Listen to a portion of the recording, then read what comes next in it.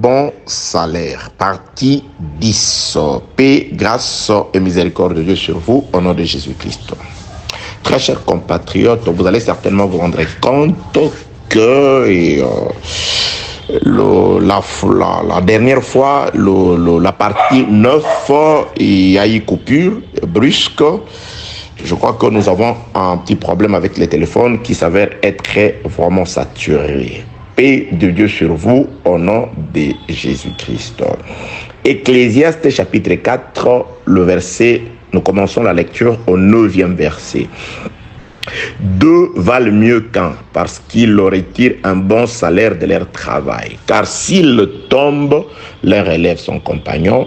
Mais malheur à celui qui est seul et qui tombe sans avoir un second pour le relever. De même, si deux couchent ensemble, ils auront chaud.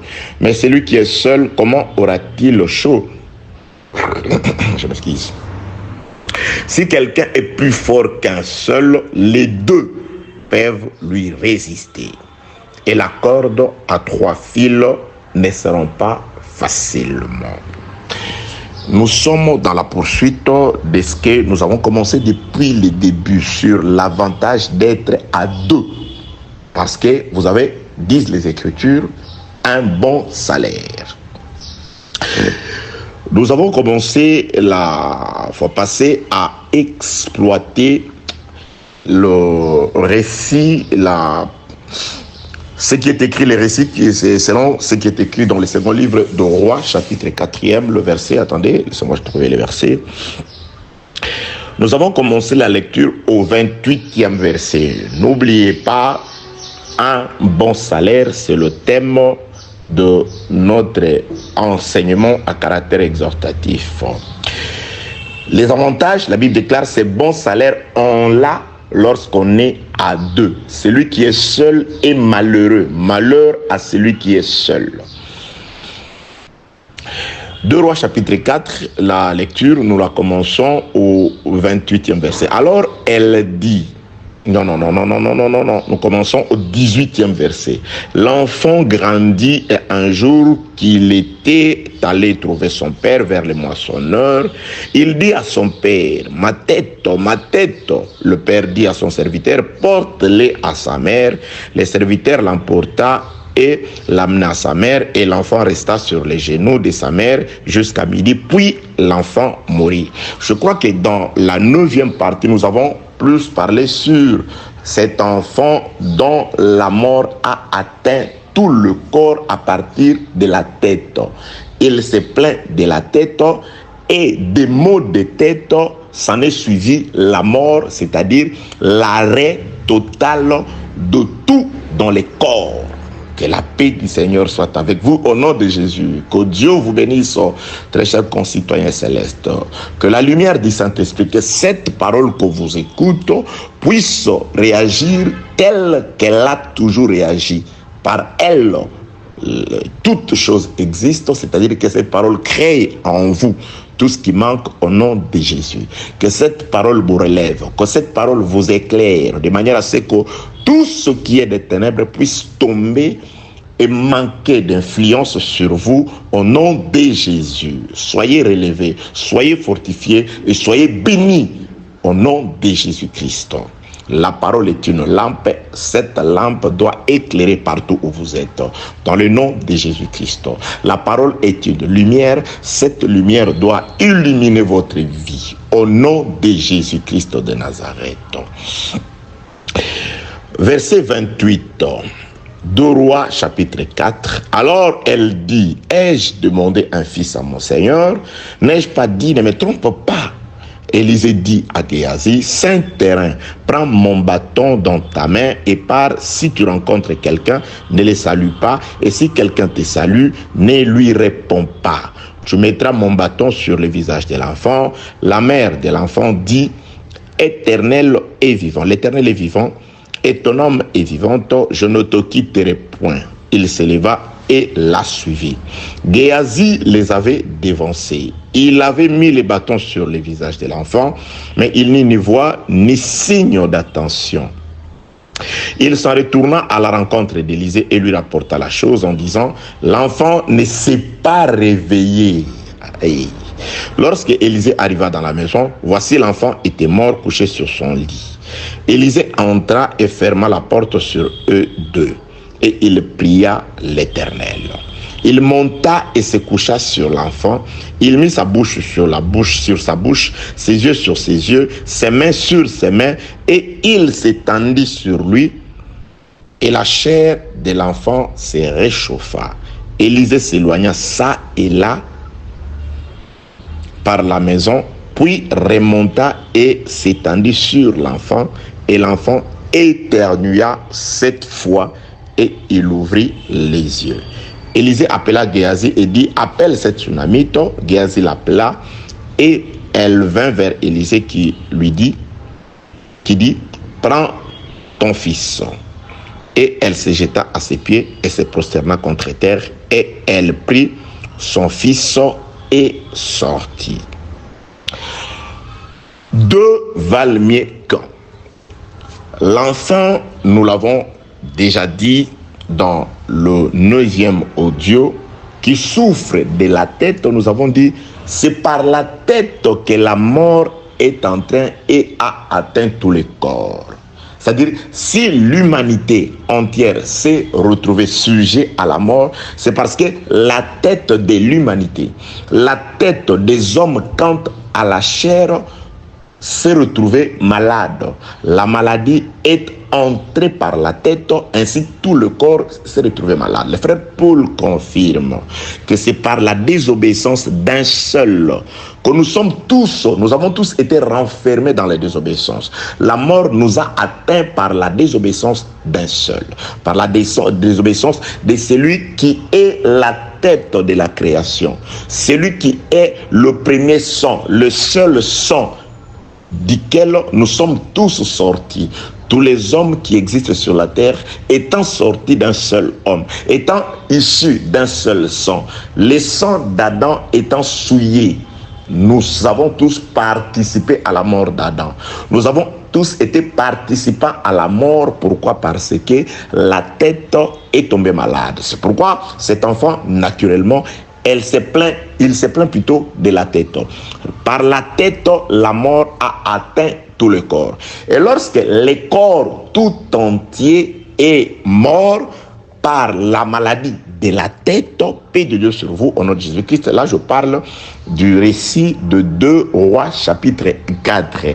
Lorsque l'humanité, maintenant j'explique, nous nous sommes retrouvés sujets à la mort par la désobéissance de la tête quant à la chair. Je l'avais dit, nous avons la tête quant à la chair. Éphésiens chapitre 5 désigne une tête quant à ceux qui sont nés de nouveau, quant aux hommes spirituels, quant à la femme de Dieu. Aujourd'hui, l'Église, Christ est la tête et nous, spirituellement, nous représentons le corps de Jésus-Christ. De même que quant à la naissance, à la chair, Adam et la tête, charnellement, nous formions le corps d'Adam.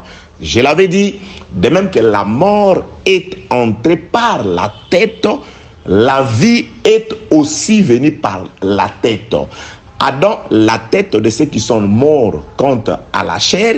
Jésus est la tête et la vie de ceux qui sont aujourd'hui vivants quant à l'esprit. Jésus-Christ est venu mourir afin de pouvoir relever la tête. Une tête vient pour sauver une tête qui était morte. Jésus-Christ, Adam, 2 Corinthiens chapitre 15, les Écritures nomment Jésus Adam, le second. Le premier, une âme vivante. Le deuxième, un esprit vivifiant.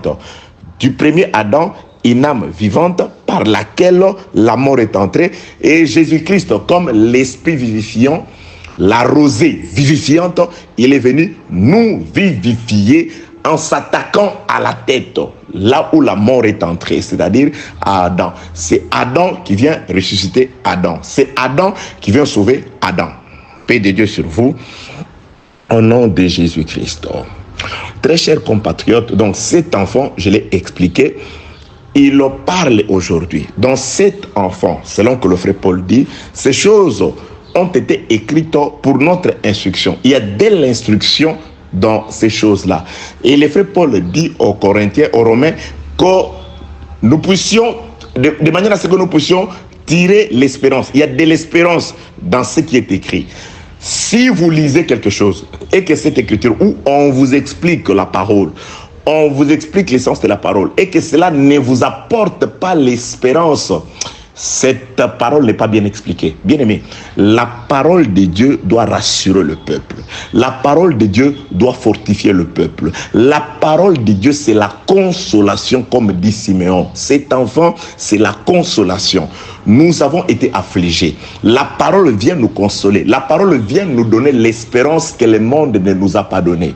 Oui, bien-aimés dans les Seigneurs, le monde nous a privés de l'espérance, surtout pour ceux qui sont démunis quant à la chair. Le monde a donné à certaines personnes aucune raison d'espérer. Vous êtes pauvres, vous n'avez personne sur qui compter, vous n'avez pas de diplôme, vous n'êtes rien vis-à-vis du monde, où vous pouvez avoir des diplômes, mais on vous oblige pour être embauché, pour faire ceci, il faut passer par ici, il faut faire cela. On vous demande, certaines sœurs, on vous demande même de pouvoir aller contre la parole du Seigneur, de pouvoir passer outre la parole afin de pouvoir recevoir quelque chose de ce monde. Ça veut tout simplement dire, là où il y a de l'espérance, il y a désespérance, il y a désespoir, il n'y a pas d'espérance. L'évangile vient porter l'espérance. L'évangile vient porter l'espoir au peuple affligé, l'espoir au peuple diminué, car notre Dieu est le défenseur de faibles. Notre Dieu est le défenseur de ceux qui gardent silence. Il dit à Moïse, garde silence, je combattrai. Que la paix, la grâce, la miséricorde, l'assistance et la puissance de Dieu par la consolation au moyen de l'évangile vous accorde la paix, vous relève. Dieu ouvre une porte que le monde a fermée pour vous. Dieu ouvre une fenêtre que le monde a fermée pour vous. Voilà l'évangile. Cet enfant que Siméon a dit et la consolation, c'est cet évangile que vous écoutez. Au nom de Jésus, oui, soyez consolés au nom de Jésus. Si la maladie vous a affligé, au nom de Jésus, recevez la consolation par la guérison au nom de Jésus. Si c'était des problèmes qui vous ont affligé, recevez la réponse au nom de Jésus. Oui, croyez et vous verrez la gloire de Dieu. Croyez et vous verrez la gloire de Dieu. Que Dieu vous bénisse. Oui, bien-aimés dans le Seigneur, l'évangile apporte la consolation. L'évangile apporte l'espérance. Et l'évangile relève ceux qui sont tombés. L'évangile, c'est cette lumière que nous avons, que le monde n'a pas. L'évangile, c'est cette porte qui nous a été ouverte par Dieu. Les hommes ont fermé les portes, mais Dieu a ouvert une porte. C'est ici, disent les Écritures, Psaume chapitre 118, la porte par laquelle entrent les justes. Et cette porte est la pierre qu'ont rejeté ceux qui bâtissaient. Dieu a fait de cette pierre la pierre principale de l'angle. Ça, c'est la journée que Dieu a créée pour ses saints. Que Dieu vous bénisse, que Dieu vous accorde la paix, la grâce qu'il vous relève. Soyez bénis, soyez relevés, soyez fortifiés au nom de Jésus-Christ de Nazareth. Très chers compatriotes, cet enfant est tombé malade. Et quand il est tombé malade, on a demandé à ce que l'enfant, c'est-à-dire la maman de l'enfant, a pris cet enfant. Elle l'a conduit sur les lits d'Élisée, de l'homme de Dieu, de celui par qui l'enfant est arrivé. N'oubliez pas, notre thème c'est un bon salaire. Ecclésiaste chapitre 4, du 11e, du 9e au 12e verset. Et ce bon salaire, les Écritures rapportent, nous l'avons lorsqu'on est à deux. Lorsque la maman du fils qui est mort a pris son enfant, quoique elle l'a conduit sur les lits d'Élisée, mais Élisée n'était pas là. L'homme par qui l'enfant est arrivé dans le monde était absent. Donc, pendant tout le temps où l'enfant est resté seul, il était mort. L'enfant s'est couché seul. Il était refroidi, parce que la Bible déclare, l'enfant se réchauffa lorsque un second est venu sur lui. Que Dieu vous bénisse. Que la paix de Dieu soit avec vous au nom de Jésus-Christ. L'enfant est resté dans le noir, l'enfant est resté refroidi, l'enfant est resté seul, mort. pendant tout le temps, quoique sur les lits du serviteur de Dieu, mais lui n'était pas là. Alléluia. Il y a des gens qui sont, entre guillemets, sur un lit d'Élysée. Oui, vous êtes là, on dit que c'est l'église, on vous présente la vie, on vous présente plutôt les Écritures. Jésus criait, Jésus cette fois, Jésus criait, dans son palais tous ces cris, gloire, vous criez. Vous êtes sur les lits, mais lui, la puissance qui ressuscite n'est pas là avec vous. Que Dieu vous bénisse. Oui, bien-aimés dans le Seigneur, la puissance doit être là. Certes, c'est déjà, avoir déjà la parole, la lettre, c'est une bonne chose. Car l'écriture ne vient agir que là où il y a la lettre. C'est-à-dire, Élisée ne viendra trouver l'enfant que sur son lit. C'est pourquoi Jésus-Christ donnait toujours un lieu de rendez-vous à son peuple. Dis à mes disciples de m'attendre là-bas, d'aller m'attendre là-bas. Je les retrouverai là-bas. Jésus-Christ dit, ne vous éloignez pas de Jérusalem, restez là. Jésus-Christ a préparé un lit. Donc là, je me rencontrerai avec vous. Oui, Dieu avait toujours, jusqu'à ce jour, il a toujours un lieu de rencontre. C'est pourquoi la femme prend l'enfant mort, celui dont la mort est entrée par la tête. La femme doit aller placer l'enfant sur les lits d'Élysée. Il savait que Élie retrouvera cet enfant ici.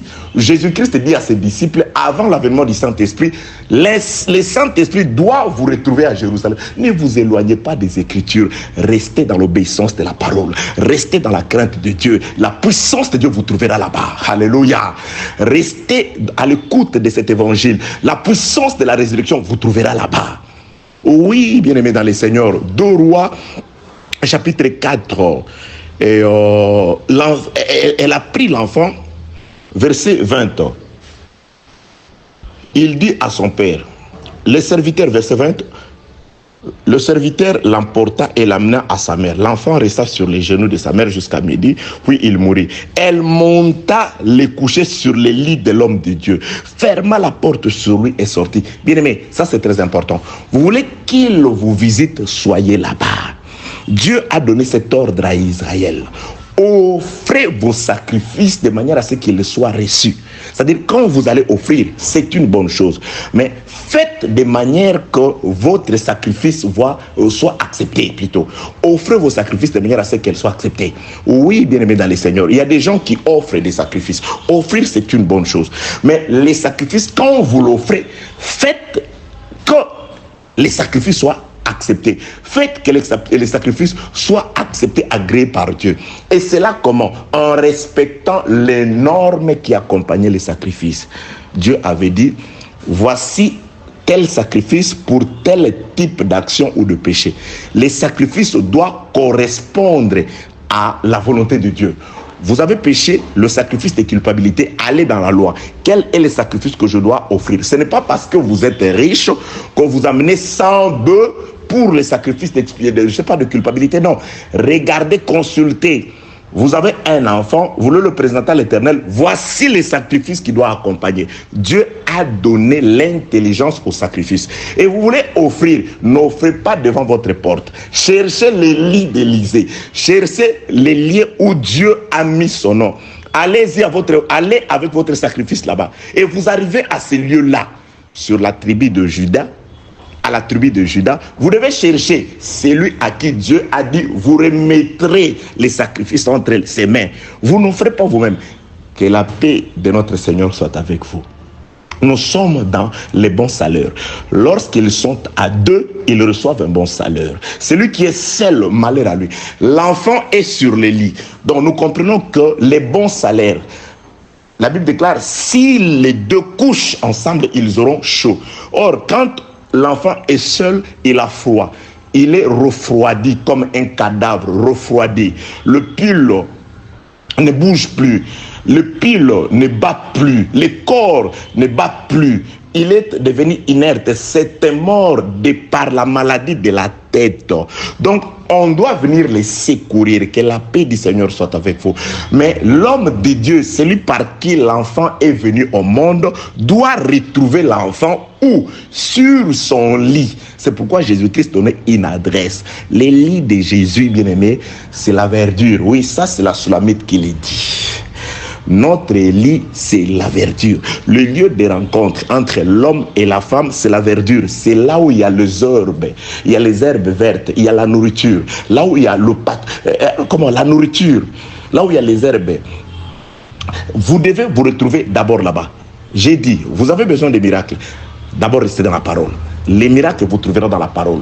La guérison, vous trouverez dans la parole. Les saluts, vous trouverez dans la parole. Bien aimé, votre cas dans la parole, il y a eu un cas similaire. Et Dieu a agi et il va agir. Parce qu'il est le même hier, aujourd'hui et éternellement. Dieu, Jésus, a guéri les malades hier, il continue, ce n'est pas moi. Les Écritures disent, vous le dites parfois, Jésus est le même hier. Mais qu'est-ce qu'il a fait hier pour qu'il confirme aujourd'hui qu'il est le même? Hier, il a guéri les malades. Hier, il a nourri les affamés. Hier, il a fait toutes choses, allant jusqu'à ressusciter les morts. Il est le même aujourd'hui. Hier, Jésus était un enseignant. Aujourd'hui, il continue d'enseigner. Hier, Jésus-Christ a fait respecter la parole. Aujourd'hui, il continue de faire respecter la parole. Hier, Jésus-Christ a manifesté la sainteté, allant jusqu'à dire au peuple, à ses détracteurs, lesquels d'entre vous paient me convaincre du péché. Et c'est Jésus elle-même jusqu'à ce jour. Il craint Dieu et par vous, Jésus doit craindre Dieu. L'Esprit de Christ doit craindre Dieu. Il a respecté les Écritures. Par vous, le respect des Écritures doit être de rigueur. Que la paix de Dieu soit avec vous. Que la grâce du Seigneur vous accompagne. Bien-aimés dans le Seigneur, donc, nous comprenons que la guérison doit passer par la tête. Oh, un passage des cantiques, des cantiques. Laissez-moi trouver très vite ce passage des cantiques. On parle de la guérison. On parle de la tête. Cantique des cantiques, chapitre 2.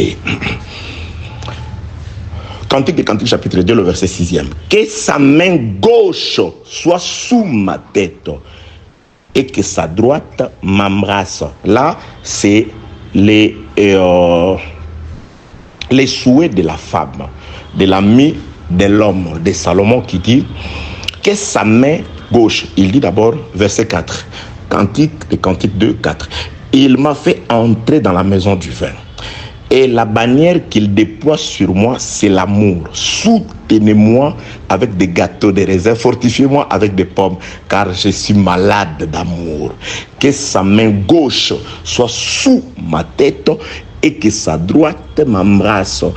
Pour donner du plaisir, la femme sait, pour que je sois heureuse. Voilà les tactiques de l'homme. Lorsque l'homme arrive, il doit être habile avec ses deux mains. Il commence pas d'abord avec la droite qui est la puissance et la force, mais il doit d'abord utiliser la main gauche. Par la main gauche, et la main gauche doit chercher la tête, parce que nous venons de voir, bien aimé, que la mort est entrée par la tête. Adam étant la tête de tous ceux qui sont nés quant à la chair de nous tous qui existons physiquement sur la tête, sur la terre, notre premier parent c'est Adam. Non, nous ne venons pas du singe, non. La théorie, ils appellent ça théorie, c'est une hypothèse de l'évolution, et nous sommes partis du singe, il ne faut pas, non, c'est pas ça. Nous sommes tous sortis d'un seul sang. L'homme n'est pas issu du singe. C'est d'ailleurs ils disent, c'est une hypothèse, mais nous avons la certitude parce que la parole dit que Dieu au commencement il a créé l'homme. L'homme, Dieu l'a créé en le format de la terre, comme ça. Nous sommes le fruit de la création et non de l'évolution qui est partie d'un singe. Non, et le singe, il est sorti d'où? d'un ver amphibie qui est, je sais pas, qui a été balancé d'une planète. Que la paix du Seigneur soit avec vous. Dans les Écritures, nous avons la réponse aux suggestions et hypothèses de la science du monde, bien-aimé. Craignez Dieu, priez, lisez les Écritures. Si vous avez la grâce d'avoir les yeux, vous avez les yeux, vous avez la réponse aux hypothèses du monde, de la science du monde. Oui, bien-aimé dans le Seigneur. Que la paix du Seigneur soit avec vous. Donc, cette femme, l'amie de Salomon, la bien-aimée de Salomon, dit ceci: que sa main soit sur ma tête, sous ma tête, sa main gauche, la gauche, et la droite m'embrasse. La droite va embrasser après que la main gauche soit placée sous la tête. Pourquoi la gauche sur la tête? La gauche sur la tête parce que la femme dit: je suis malade, malade d'amour. Mais elle est malade, malade d'amour. Elle souffre d'amour. Malade, malade d'amour. Pour la guérison de la maladie d'amour, c'est-à-dire l'homme doit user de ses deux mains. L'homme doit d'abord utiliser la main gauche que l'homme doit placer sur la tête. Le problème, c'est d'abord, on doit d'abord guérir la tête. On doit d'abord s'attaquer à la tête. Ésaïe le dit, tout le corps est malade, de la tête aux pieds, de la tête aux pieds, de la tête aux pieds. Donc, on doit s'attaquer à la source. C'est pourquoi, lorsque Élisée est arrivé, il a trouvé dans cette ville-là, le séjour est bon, mais l'eau est mauvaise. L'eau étant mauvaise, Élisée doit demander un plat neuf avec du sel qu'il doit chercher la source de l'eau. Oui, l'eau coule ici, mais je peux jeter du sel ici, mais ça ne guérira pas. Je dois chercher la tête.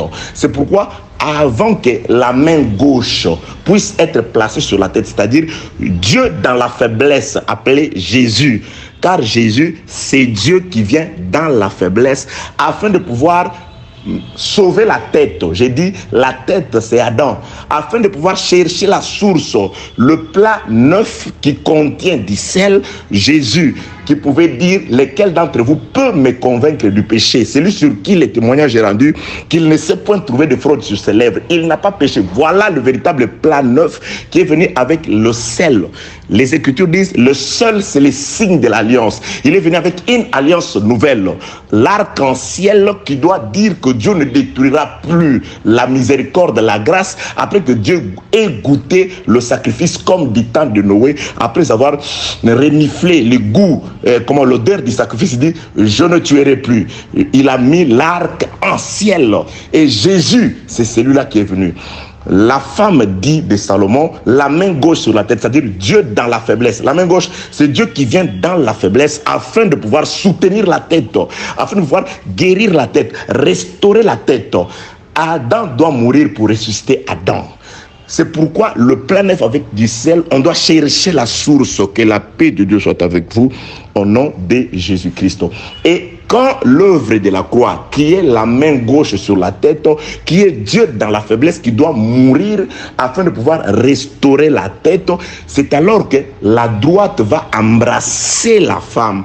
Aujourd'hui, la droite, Dieu, par la puissance du Saint-Esprit, est en train d'agir à l'église. Pourquoi? Parce que la main gauche était déjà passée sur la tête. Alléluia. Que Dieu vous bénisse, bien-aimés. Dieu nous aime, oui. Dieu ne nous a pas révélé cette parole afin que nous puissions mourir comme les hommes, non. Afin que nous puissions vivre comme les hommes, non. Afin que nous puissions être sujets à tout ce qui arrive naturellement aux hommes, non. La révélation de la parole nous éclaire. La révélation de la parole prouve l'amour de Dieu pour nous. Prouve l'amour de Dieu pour nous. Et cet amour est aussi manifesté par la puissance. Au nom de Jésus, soyez restaurés. Au nom de Jésus, soyez relevés. Au nom de Jésus, soyez secourus. Oui, Dieu nous aime parce qu'il est notre Père. Oui, parce qu'il a placé sa main gauche. Dans la faiblesse, il est venu secourir la tête.